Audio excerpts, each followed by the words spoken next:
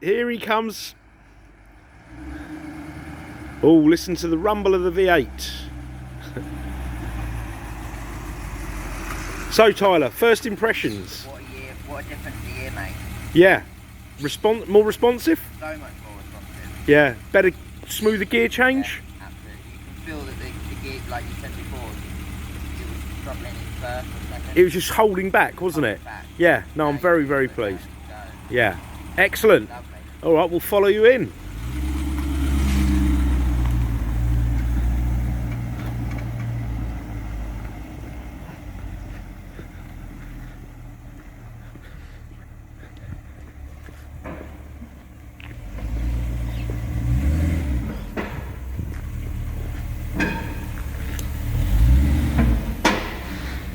Oh, yeah, that's fine, Tyler. Go forward a bit, actually. Go forward. A little bit more. Yeah, should we do a little under bonnet shot? Do you want to pull the bonnet? Leave it running, pull the bonnet. On the other side. So I just want to...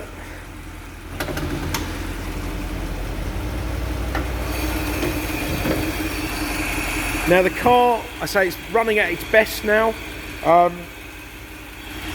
It's had a new ECU, reconditioned by Tony Leach.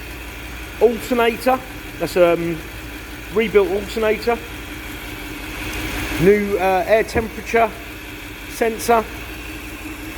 All new leads, which came from MB Classics. New air slide valve, I got that from the SL shop. The spark box, I never got with the car, but the car runs, I think it's AccuSpark electronic ignition, which has never let me down. All the injectors have been rebuilt by Mr. Injector, I forget the guy's name, very, very, very knowledgeable fellow. All fuel lines have also been replaced with the correct grade of rubber, which won't fall victim of this sort of ethanol enriched fuel. I'm trying to think what else. New bonnet pad there, which I did after the paintwork of the vehicle. Also changed all the inlet manifold, all the O-rings for the plenum chamber, so there's absolutely no air leaks.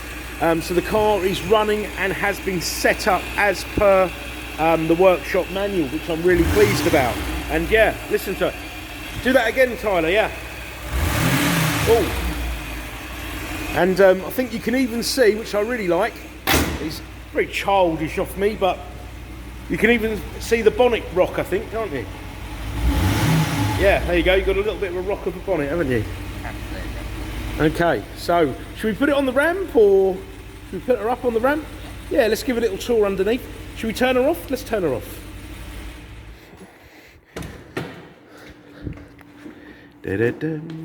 So Tyler, do you want me to put you on the insurance? Absolutely. Right, let's go up. Let's take her up. So can you take her up for me? Press that and that. I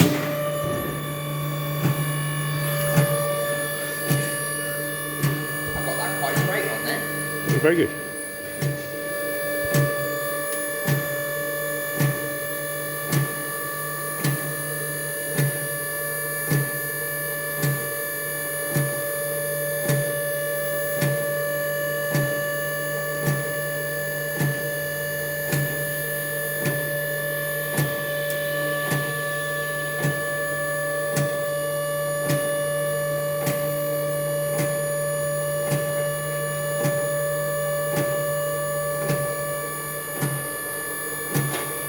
Okay, so it's very handy having access to a ramp, and this week we'll be doing a bit of a few repairs and some titivating.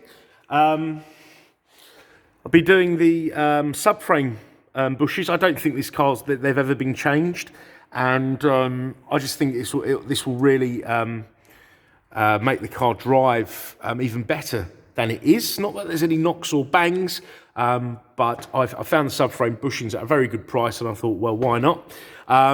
Also, whilst I'm doing that, because we have to lift the engine off, I'm going to change the engine mounts, which I got from MB Classics. So I've got two of them arriving. Just want to point out, actually, the wheel rims. I don't know if you can see, but these were acid dipped, all repaired, powder coated by my friends next door at Revamp. I get no wheel wobble at all. There was a lot of rust on the wheels, you know, over 50 years. And I think no matter how many times I balance the wheels, you know, they'd get off balance very, very quickly. So that's a really good thing that I've done. I highly recommend that.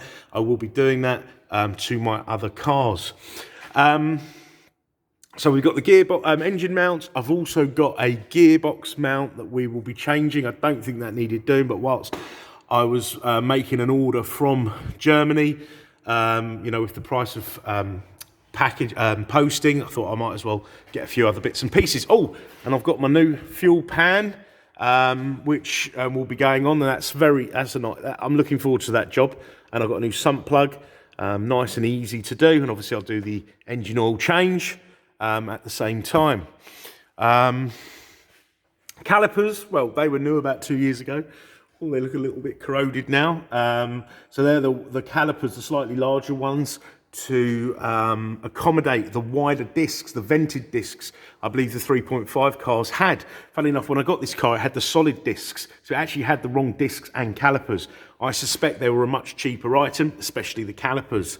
So yeah, but the car is all very nice underneath, but I will be giving the car a treatment of wax oil, I say once it's on the ramp. And I've got a steering damper coming, which I thought I may as well replace. It was a very sort of nominal cost, so I thought I'd replace that as well. Gearbox was rebuilt about 3 years ago by a friend of mine, Joe at SS Motors, friend of his that occasionally comes out of retirement. But this is, and for all you purists out there, you might get upset, this is the 3-speed torque converter box, which I would say has got the smoother gear changes. I know it's not correct, but I can always put the 4-speed back in. But I was advised to have this one rebuilt. I said it was the stronger box, and therefore you get a different prop shaft, and the donut is bigger. That's off like a 450 SL. It's out of the 4.5 car, so probably to accommodate that extra torque. But I've heard they don't really have much extra torque, but that's how they were made. The rear springs, they look like they're fairly new. I'm not overly happy with the rear suspension of this car. I've got the compensator spring, but I had to really fill about with that to get the right drive height.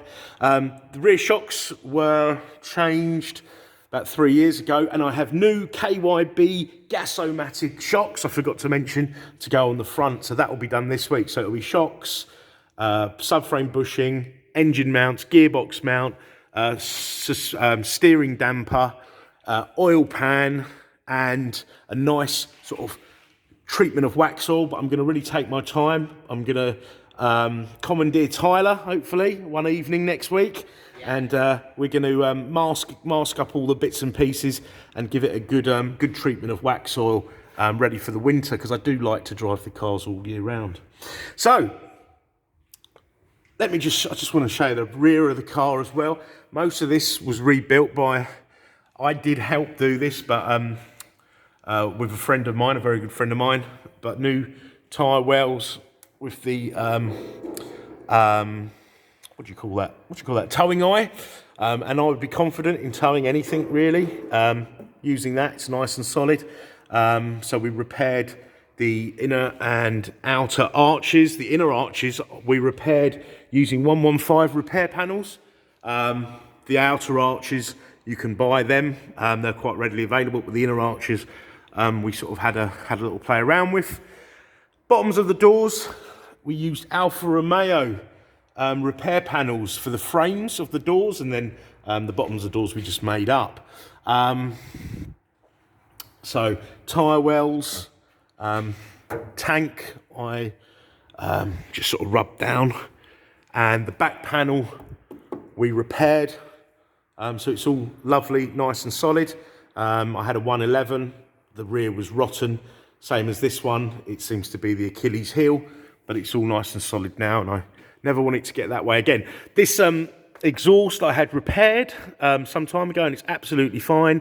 One day I may change it, but this is that VHT paint, but I need to get some silver paint just to make that look a little bit better. And The fuel pump was difficult to get hold of because it's a high pressure pump, being the Bosch D-Jetronic, but I got that off a 114 coupe, or are they 115? Someone please correct me, which had D-Jetronic.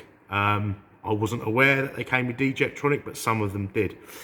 So yeah, there we are. So I hope you've watched the video. I hope it's been entertaining, and we'll keep you updated in the week as to the progress of those little jobs mentioned. But here's a little walk around the car. I must say, I do love this car. I'm a four-door sedan, saloon man, and I'm very fond of this, and I do love the way it drives. So thank you for watching the video. Hope you've enjoyed it. Take care. Bye-bye.